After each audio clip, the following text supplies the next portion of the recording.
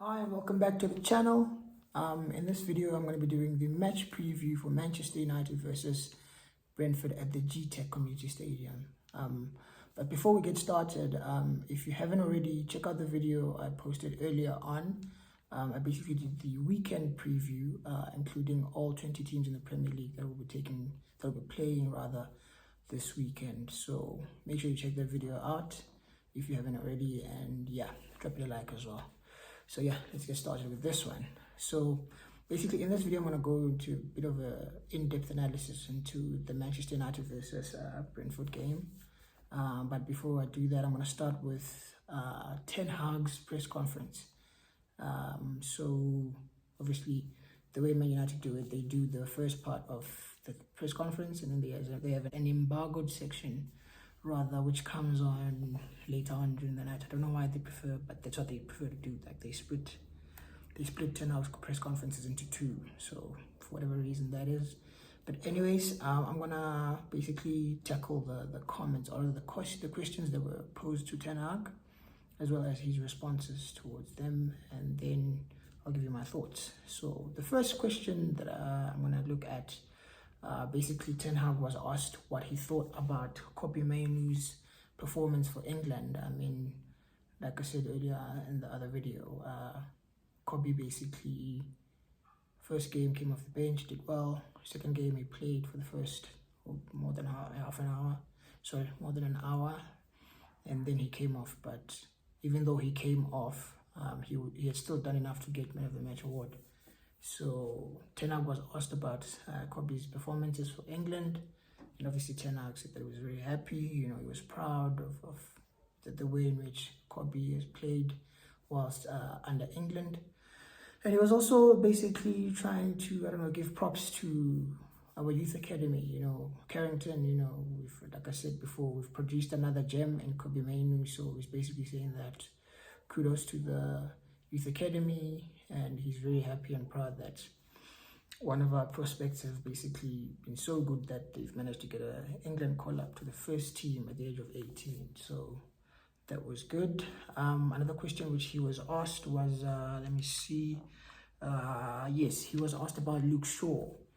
Because apparently Gareth Southgate during the international break said that the chances of Luke Shaw actually playing or playing any part in the Euros for England were quite slim to none. Like basically he didn't think Luke Shaw would make it in time in terms of fitness wise, in terms of playing for the England squad when it comes to the Euros.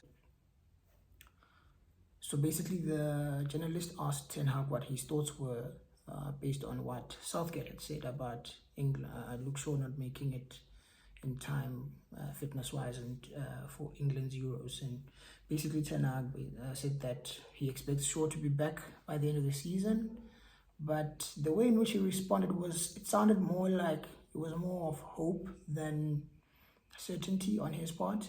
Like it sounded as if he was hoping that Shaw would be back for the latter end of the season. So basically he's saying that Shaw's not out for the rest of the season. He will be back before the season ends, but I'm assuming he probably means Shaw will probably be back for the team maybe 2 or 3 games before the season ends. So in terms of Luke Shaw, I've been very frustrated with him. He's always injured, you know, always injured. Good player when he's fit, but can't stay fit to save his life. But anyways, it sounds like he's going to be back just before the end of the season. So maybe he comes back in time for, if we make it to the final. In fact, we should make it to the final of the FA Cup. Hopefully he's back for that. And yeah, that's what Ten Hag had to say about him. Another thing he was asked about was Lisandro Martinez, because during the international break, Lisandro had basically traveled with the Argentina squad. Even though he wasn't playing, he was doing his fitness work basically without actually taking part in first team training. So Ten Hag said that Licha's back. He's expected to be part of the squad tomorrow when we travel to Brentford. So didn't sound like he was 100% sure he'd play, but it sounds like he's going to be fit enough to at least travel with the squad. So I'm happy to have Licha back, because Licha is someone who literally helps us, like with the building up from the back, his physicalities, his tenacity. He's just a good player that we need, and we've very much missed this season. So it sounds like Leach is back, so that's good news for us. What else was he asked on?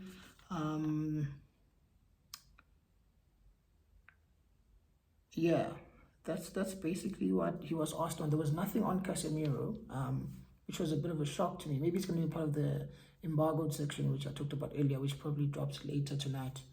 But nothing was said on Casemiro, and there was a funny thing which happened apparently just before the international break, whereby our medical department basically said that Casemiro was fit to play against Liverpool, but because Casemiro wasn't feeling right in his body, he felt he wasn't okay, so he used his own personal doctors to check him and see if he was really fit and ready to go and take part in the Liverpool game. And apparently his own personal fitness team, some doctor from Barcelona, so apparently the doctor said no, Casemiro was actually not fit, hence Casemiro did not take part in the game against in the FA Cup game against Liverpool. So that's a bit of a worry. Like, if our doctors are saying, if our medical team is saying players are fit to play, where else they aren't actually fit and ready to play, it explains why we've got so many injuries this season. You know, someone needs to get sacked in that department, because clearly they're not good enough. Because how are you saying someone is fit enough to play when they actually aren't fit to play? You know, so, but yeah, I guess it's a story for another day. And with Ineos coming in, hopefully they're going to sort out that department, sack all of them, and get us a completely new medical team that's going to help us keep our players fit and not rush players back before they're actually 100% fit and ready to play. So yeah, that was all on Ten Hag's press conference. So I'm going to move it on. So basically, sort of like an analysis part of this video. We are playing Brentford tomorrow, and this is a side which, to be honest, they don't play good football. They don't, like especially of late. I think I mentioned in the video earlier on that I think they've only won, I don't know, I think if they've only won like one in the last 6, I'm not sure. But basically they haven't been playing well at all. But one thing we can guarantee is they will dominate us tomorrow, because that's what Man United does under Eric Ten Hag. We literally let any team that we play against dominate us. They dominate the football, they dominate the midfield. Midfield gets overrun, you know, they end up creating chance after chance. That's why we find that Onana is facing at least 10 shots per game, which is completely rubbish, because a team of our stature shouldn't be facing at least 10 shots a game, because that's just too much. But anyways, I can already predict tomorrow Brentford will be all over us. They're gonna be doing, and we know they're not such a good footballing side. So what they do rely on mostly is set pieces. They're very, very dangerous when it comes to set pieces. So I can see them looking to get free kicks near the edge of our box, so that they can just cross the ball into the box and look for one of the tall defenders or tall players to hit the ball into the back of the net.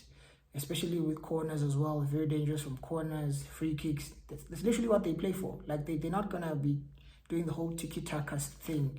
No, what they do is they play hoof ball, long ball, and just try and get the balls into the box. Hope Tony gets in the end of it, or one of the other big guys, the defenders and midfielders. So that for me is a bit of a concern. In fact, it's a big concern, because I know we suck when it comes to defending set pieces. Like, with crosses during normal play, when we see them crossing balls into the box, at least I know Varane is a bit reliable. In fact, he's quite reliable when it comes to that. In fact, if anything, it's been his best trait this season. When balls come into the box, he just heads them away.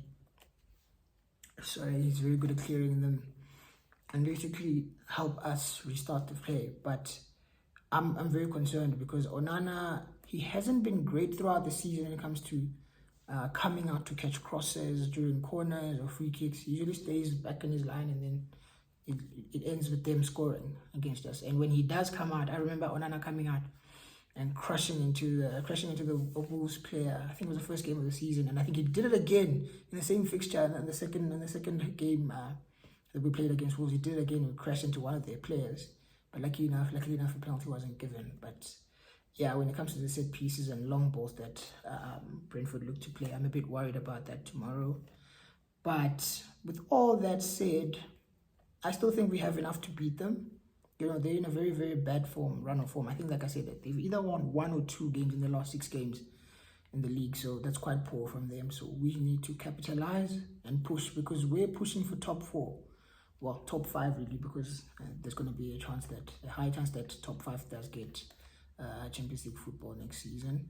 So if we are to get into the top 5, we need to make sure that we're beating the likes of Brentford, because after Brentford we've got Chelsea away, which is not going to be easy at all. I know we haven't lost to them since 2017 in the league, but still, we don't really win when we go to Stamford Bridge. So if anything, we might be dropping points when we go there.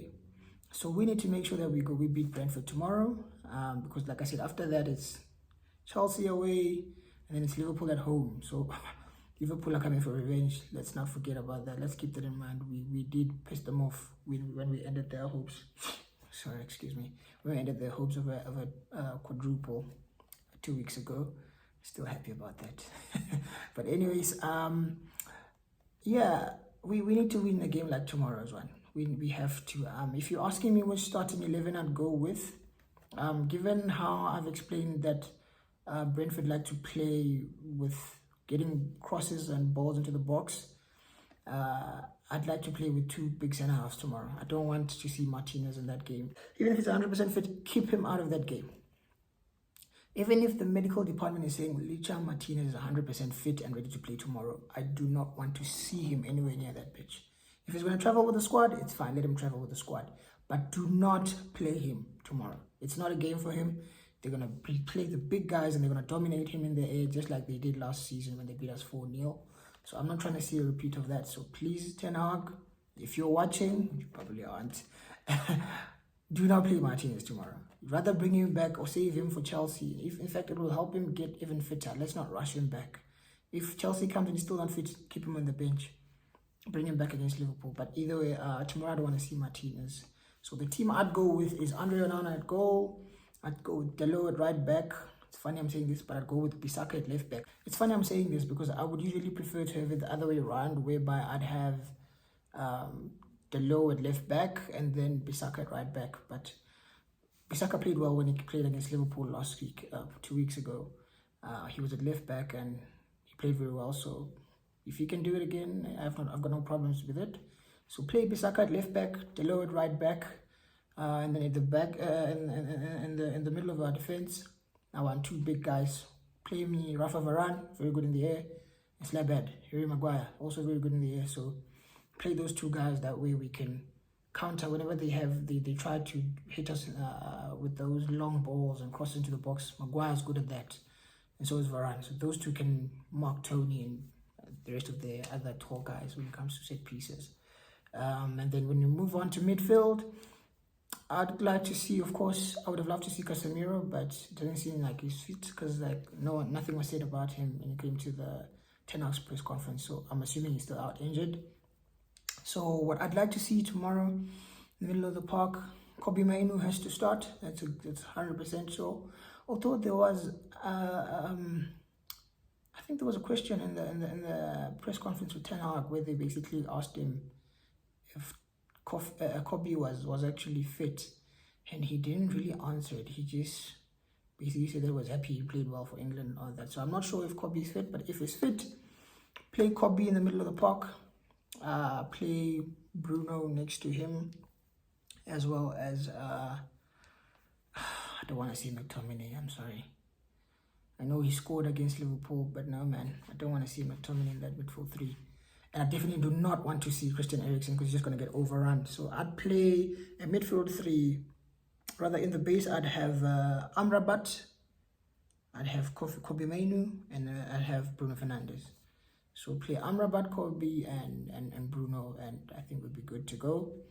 And then when it comes to the front 3, of course, Rasmus up top, Rashford on the left, as well as Anthony on the right. I'd like to give Garnacho a rest. The boy has been playing week in, week out. Like, he needs a rest at this point. Just give the boy a break. Put him in the bench. If you really want to bring him back against Chelsea or even against Liverpool. But just give him the day off. Let him travel with the squad, no problem, but don't play him.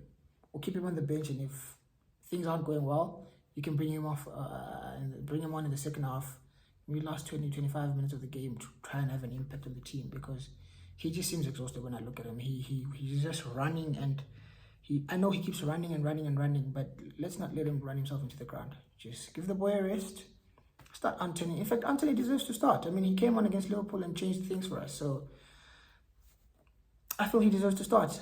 You know, he's earned his place in the team. I'm not saying he should be a right winger going forward, but just for this game for tomorrow, he's earned his place. Let the guy play. Let him show us what he can do.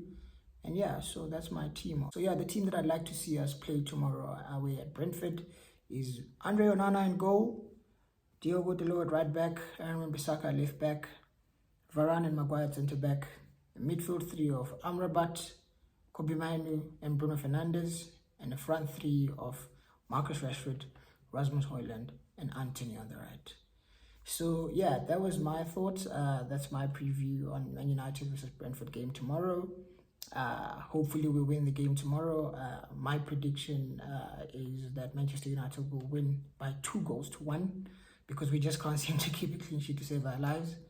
And I know Tony might be a problem. Tony might score against us tomorrow, but I still think we have enough to win tomorrow. So again, my prediction is 2-1 win for Man United tomorrow.